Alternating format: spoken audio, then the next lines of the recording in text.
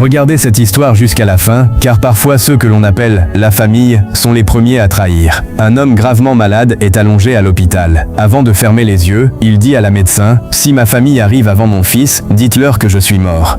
Quelques instants plus tard, les membres de sa famille arrivent avec son enfant. Il demande aussitôt à la médecin « Comment va-t-il » La médecin répond « Il n'est plus en vie ». À la surprise de tous, les membres de la famille ne versent aucune larme. Au contraire, ils se réjouissent. Le petit garçon, lui, éclate en sanglots. Sans attendre, les membres de la famille commencent à dire « Maintenant qu'il est mort, récupérons son argent, ses documents et partageons tout son héritage ». Le fils, le cœur brisé, les regarde et dit « Mon père vient de mourir et vous ne pensez même pas à lui. Vous pensez seulement à son héritage ?»